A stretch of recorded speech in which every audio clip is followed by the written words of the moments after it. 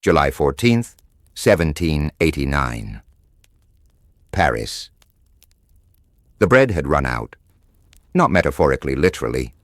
Poor harvests across France for 2 consecutive years had pushed the price of bread so high that ordinary Parisians were spending over 80% of their wages just to eat.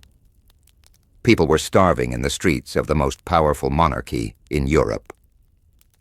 King Louis XVI sat in his palace at Versailles, 20 miles away, surrounded by one of the most extravagant courts in history, and his government had no answer.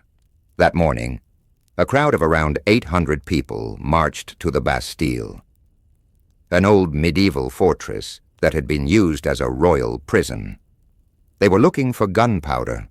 They were also looking for something harder to name, proof that the system could be broken. The garrison opened fire.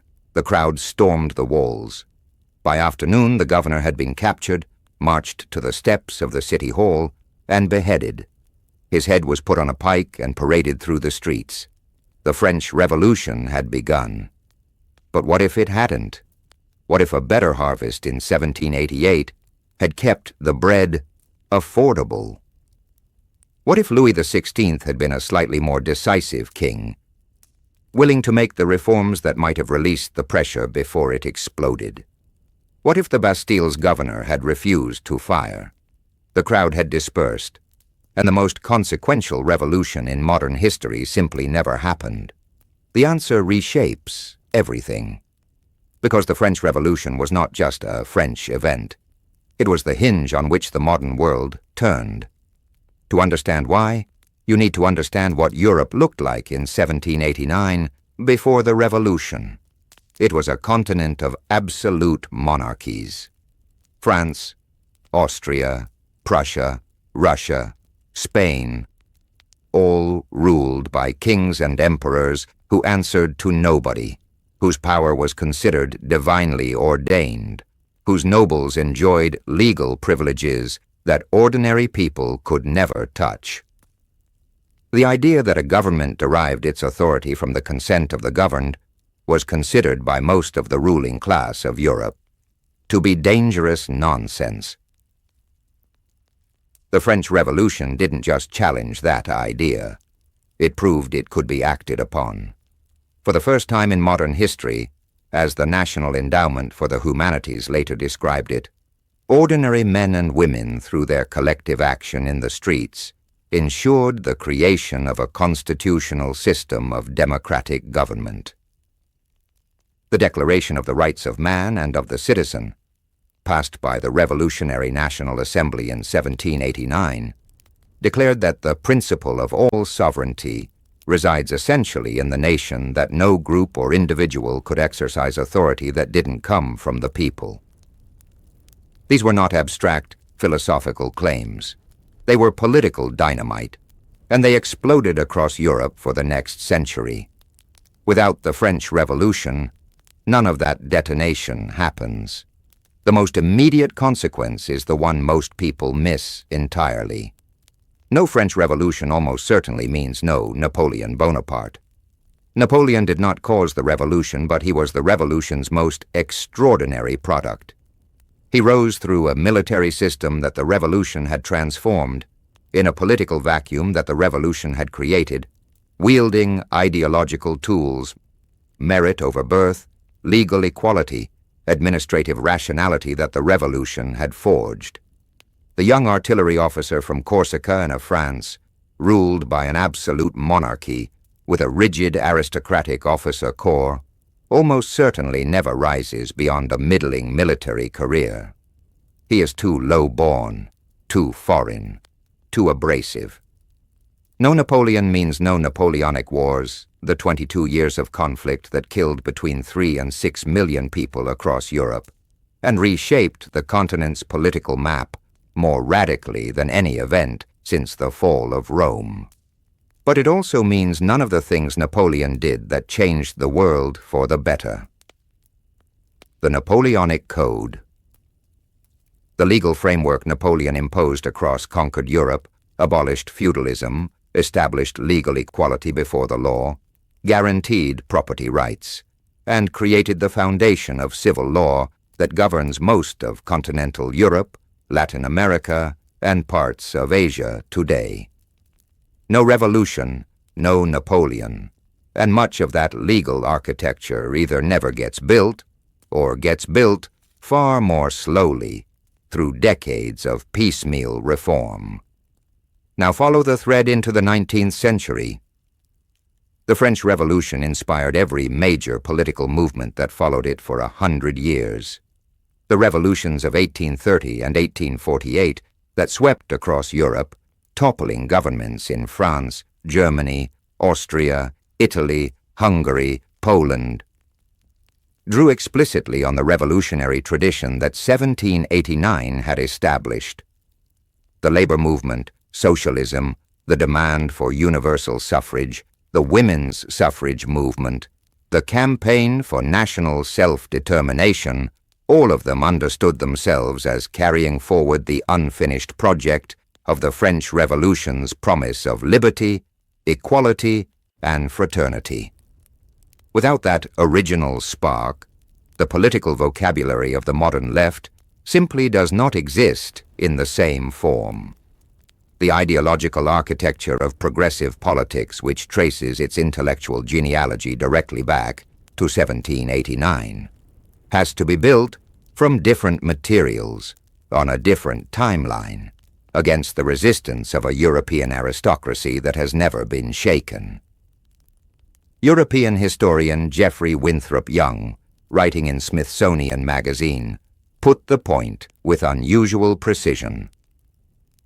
The French Revolution and the Napoleonic Wars that followed, he wrote, utterly altered Western Europe. He noted that it was no coincidence that early writers presented the French Revolution as the supreme bifurcation point in history, because no other event signaled to the same extent that humans make history, and that they can either do this well or botch the job entirely. The entire genre of alternate history, he noted, is written in the shadow of the Bastille. But here is the counter-argument that honest history demands we take seriously. The French Revolution was also extraordinarily violent. The Reign of Terror, the period between 1793 and 1794, when the revolutionary government, led by Maximilien Robespierre, executed roughly 17,000 people officially, and perhaps another 10,000 who died in prison, remains one of the most disturbing episodes in the history of democratic idealism. People were guillotined not for crimes but for political suspicion, for insufficient enthusiasm for the revolution, for being the wrong class or holding the wrong opinions. The machinery of popular sovereignty, unchanneled and unrestrained, consumed its own children. And the wars that followed, first the Revolutionary Wars, then Napoleon killed millions. When you add up the dead from 2 decades of near-continuous European warfare, from the streets of Paris where revolutionary crowds lynched their opponents, from the colonial violence the revolution unleashed, from the destruction of the Haitian Revolution, which the French revolutionary government first encouraged and then brutally tried to suppress, the French Revolution's body count is staggering. A Europe without the French Revolution is a Europe that avoids all of that killing. It is a Europe that stays monarchical longer, reforms more slowly, democratizes through gradualism rather than through blood. It might look, by the mid-19th century, like a more stable version of Britain's constitutional monarchy, incremental reform, no guillotine, no terror, no Napoleon. Whether that is a better outcome depends on your accounting. Slower democratization means longer feudalism for the peasants of Germany, Austria, and Eastern Europe. It means the abolition of serfdom in Russia, which happened partly because Napoleon's armies demonstrated to the Tsar how much more effectively free citizens fight than serfs happens later or not at all. It means the legal equality that the Napoleonic Code spread across Europe gets substituted by the privilege and hierarchy of an unreformed aristocratic order that has never been seriously challenged. The French Revolution gave the world its modern political vocabulary. Left and right, as political terms literally left and right, come from where delegates sat in the French National Assembly in 1789. The words liberal, conservative, radical, reactionary all acquired their modern meanings in the context of the Revolution. The ideas of popular sovereignty, human rights, national self-determination, every one of them was sharpened and weaponized and given its modern form in the furnace of those 10 years in France. Remove the Revolution, and you remove the language in which modern politics is conducted.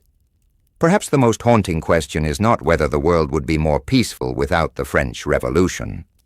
It probably would have been, at least in the short term. The question is whether a world that avoided the terror and Napoleon's wars would also have avoided the slower, quieter violence of the old order, the violence of serfdom, of arbitrary imprisonment, of a legal system where your birth determined your rights, of a church that could burn you for heresy, and a king who could jail you for a poem. On July 14th every year, France celebrates Bastille Day, a national holiday commemorating the moment a crowd of hungry Parisians tore down a symbol of royal power. The modern world, with all its democracies and constitutions and declarations of human rights, was built on what happened that afternoon. Whether we should be grateful for how it was built in fire and blood and the screaming of the guillotine is a question that history does not answer cleanly. Was the violence of the French Revolution the price of the modern world? Or was there a gentler path that we simply never took? Drop your answer below.